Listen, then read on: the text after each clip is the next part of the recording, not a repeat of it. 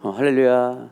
하나님께서 귀한 이 새벽 예배 가운데 우리 마음에 귀한 은혜를 부어주실 줄 믿습니다. 어제 간밤에 축구의 경기는 잘 보셨습니까? 이곳에서 우리는 승리했습니다 라고 외치고 싶었지만 비기고 말았지만 앞으로의 모든 축구도 또한 우리가 기쁨으로 또한 기대하며 보겠지만 더 중요한 건 더욱더 하나님 앞에서 우리가 기도하며 나아가는 삶을 살아갈 수 있는 우리 모든 성도님들이 되시기를 소망합니다. 미국의 사업가이자 자산가였던 에이온 코퍼레이션의 창업자 윌리엄 클레멘트 스톤을 아십니까? 이 성공학의 멘토였던 그는 이 수십만 명의 판매 사원들과 매일 아침 3마디 반복을 통해 이 놀라운 실적을 올리고 이 성장을 하게 되었다고 하는데요. 매일 아침 외친 3마디는 이거였습니다. 나는 오늘 기분이 좋다. 나는 오늘 건강하다. 나는 오늘 너무 멋있다. 그는 말했습니다. 이 언어적 반복을 통해 잠재의식에 영향을 주어야 한다. 상황과 환경이 어떠할지라도 확신을 가지고 외쳤을 때 이 잠재의식에 영향을 주고 이 실천적인 행동으로 나아갈 수 있다면 우리 또한 오늘도 실천적인 행동을 위해 믿음으로 이렇게 외치는 삶을 살아가기를 간절히 소망합니다. 우리 한번 함께 외쳐볼까요? 난 오늘도 평안하다. 나는 오늘 주님과 함께 한다. 준비되셨습니까? 아멘. 오늘 본문 말씀에는 항해하는 가운데 어려움에 처한 수많은 사람들과 그 가운데 침묵하고 하나님만을 의지하며 고난과 역경을 감당해 나아갔던 이 바울이 있었습니다. 이 사도행전 13장부터 28장은 이 이방 지역에 설립된 안디옥 교회를 중심으로 이 복음이 아시아, 유럽, 로마까지 복음이 전파되는 바울의 사역을 말씀하고 있는데요. 이 간략히 말하면 바울은 예수의 이름을 전한다는 이유로 유대인들에게 거듭 고소를 당했습니다. 여러 신문을 받았지만 이 죄가 되는 증거는 없었기 때문에 이 바울은 이 문제 해결을 위해 자신이 가지고 있던 이 로마 시민권을 이용하여 황제 가이사에게 재판받기를 상소했습니다. 오래전부터 로마에 복음을 전하고자 하는 소망과 사명이 있었기에 상소 요청에 의해 이탈리아를 향하는 배를 타게 되었던 것이 바로 바울의 상황이었습니다. 이제는 이탈리아로 가는 아드라무테노 배를 타고 이 무라라는 곳에 이르렀을 때 이탈리아로 가는 알렉산드리아 배를 만나 이 그곳에 옮겨 타게 되었고 항해하는 가운데 이 맞바람 때문에 더 이상 배가 나아갈 수 없는 상태가 되자 이 아름다운 항구라 불리는 이 미양에 정박하게 되었습니다. 그러나 이 사람들은 대부분 겨울을 나기에는 이 미양이라는 곳이 불편한 곳이라 생각되었던지 이 그곳을 떠나 베닉스로 가자고 다수의 의견이 모아졌던 반면에 이 바울 한 사람은 그들에게 지금 출항하는 것은 위험하다. 우리는 죽을 수도 있다라고 권면하였지만 이 백부장은 선장과 선주 이 다수의 의견을 따라 그 미양에 머무르지 않고 다수의 의견을 따라 닻을 올리고 항해하기 시작했습니다. 어찌 보면 바울에게는 거절의 연속이 시작된 상황이었죠. 항해할 때에 이 때마침 남풍이 순하게 불어오자 다수의 사람들은 뜻을 이룬 것이나 다름없다고 생각했습니다. 그런데 얼마 지나지 않아 유라굴로라는 폭풍에 폭풍이 섬 쪽에서 몰아치기 시작했고 이 낭패를 겪게 되는 상황이 오게 되었던 것이었죠.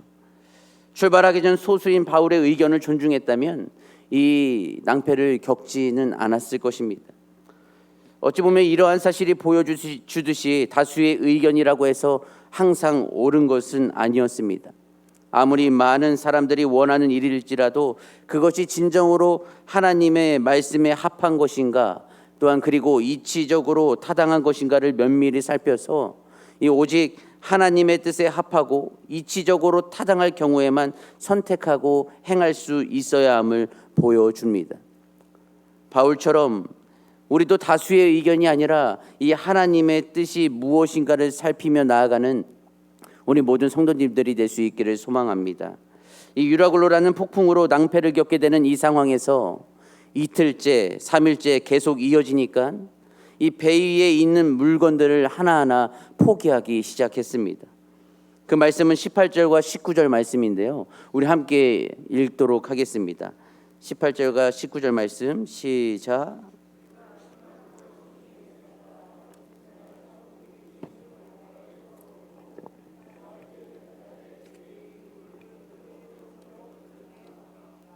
아멘. 제티슨이란 용어를 아십니까? 한마디로 버려라. 이 사전적 의미는 필요 없는 것을 버리다입니다. 해상 운송에서 제티슨은 이 짐을 실은 배가 항해 중 풍랑, 좌초, 화재 등 더 이상 항해를 지속할 수 없는 위기 상황에 이 짐을 버려 배를 가볍게 만드는 행위를 뜻하는 이 전문 용어가 바로 제티슨입니다.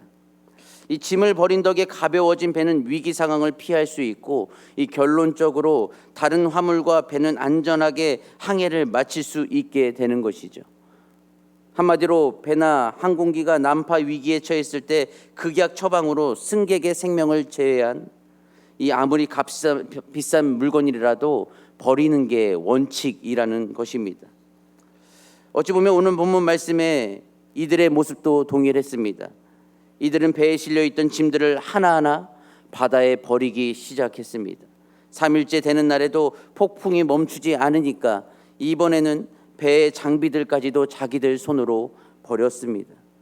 폭풍으로 인해 이젠 4일째, 5일째 고통을 겪게 되니까 이제는 이후에는 배에 타고 있던 276명이 바울의 겉면으로 떡을 떼어 배를 채우고 마지막 곡물까지 바다에 다 쏟아 부었습니다. 다 버린 바람에 그들에게 남은 것이 무엇이 있었겠습니까? 아무것도 없었습니다. 그들은 구조될 모든 소망마저 포기해버렸다라는 것이 20절의 말씀에서 나타나는데 우리 20절 말씀은 한번 세모형으로 함께 읽어보도록 하겠습니다. 시작.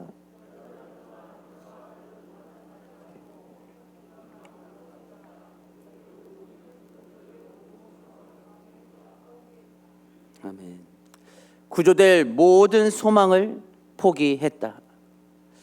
인생이 아직 끝나버린 것도 아니었는데도 끝났다고 이들은 선언해 버렸습니다. 얼마나 막막하고 답답한 상황이었겠습니까? 먹을 것도 없이 이제는 자신들을 구조할 사람들도 없는 상황을 보자 그들은 이제 모든 것이 끝났다라고 포기하기에 이르렀습니다. 그런데 역설적으로 이 배에는 이미 살 소망에 대해서는 포기한 한 사람이 있었습니다. 위기 앞에서 하나님에 대한 믿음이 드러난 한 사람, 바로 사도 바울이었습니다. 모두가 생명을 건지고 싶어 했지만 바울은 주님을 위해서 생명을 내어드리고 싶었던 자였습니다. 근데 모순적인 것이 살고 싶은 사람에게는 살 길이 보이지 않고 생명을 던진 사람에게는 살 길을 보여주신 것이 바로 이 말씀의 장면이었습니다.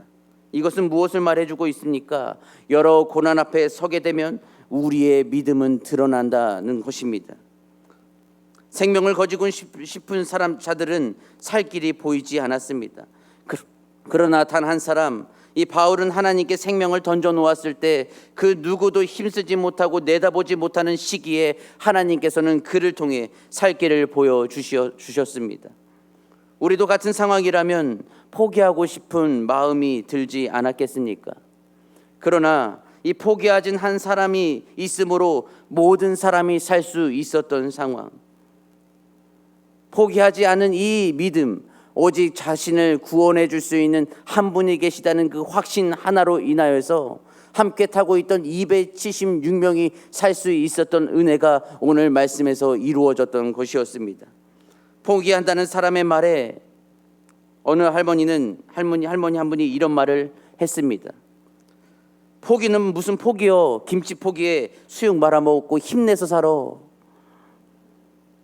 어찌 보면 우리 인간에게 또한 어르신들에게 밥이 힘이다라고 들려지는 것처럼 때로 우리가 포기하고 힘들어지고 또한 번아웃이 왔을 때 또한 넉다운이 왔을 때 어찌 보면 밥을 먹고 다시 힘내고 나아가야 되는 것이 우리의 선택이지 않겠습니까?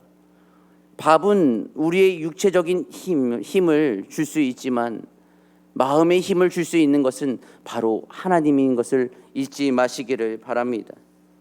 우리가 힘든 시기를 지나는 이 상황 가운데 내 인생은 끝났다, 나에겐 소망이 없다, 나는 포기했다라고 선언하고 있지는 않습니까? 아무것도 풀리지 않는 상황에 있지는 않습니까? 여러 가지의 모든 상황이 있을지라도 우리는 끝났다 말하지 마십시오. 길이 보이지 않습니까? 소망이 없다고 말하지 마십시오. 자녀가 말을 듣지 않고 또한 자녀가 하나님을 떠나 방황하고 있습니까? 포기하지 마십시오.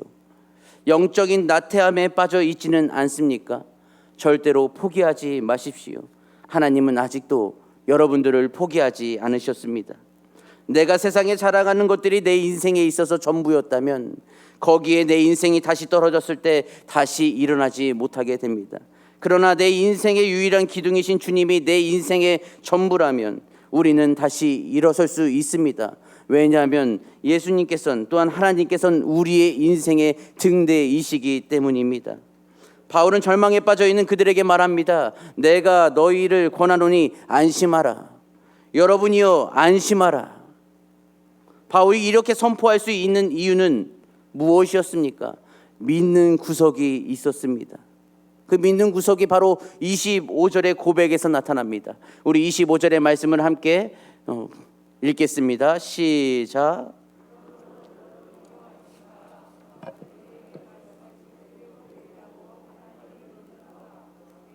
아멘. 나는 내게 말씀하신 그대로 되리라고 하나님을 믿노라.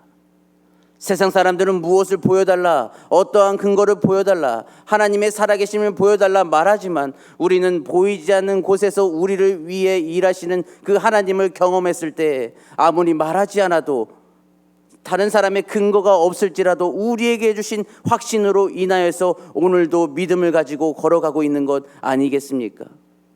아무리 그들에게 말로 이해를 시키려고 해도 우리가 하나님의 살아계심을 다 보여줄 수 없는 것을 우리가 알 수 있다면 이 모든 삶에 보여줄 수 있는 그 크신 영역은 나의 손에 달려있는 것이 아니라 누구의 손에 달려있다? 하나님의 손에 달려있다는 것을 인정하며 믿고 나아가시기를 소망합니다. 하나님은 내 인생이 끝났다 하지 않으셨는데 왜 우리가 내 인생은 끝났다, 이제 희망이 보이지 않는다, 소망이 없다, 자녀들을 생각하며 답이 없다라고 단정 지을 수 있는 것입니까? 어찌 보면 이렇게 단정하는 것은 내 삶은 내 손 안에 있다라고 고백하는 것 아니겠습니까?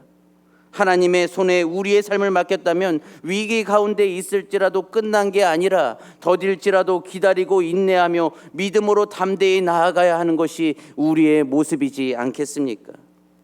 하나님 없는 인생은 폭풍 속에 던져진 작은 배와 같습니다.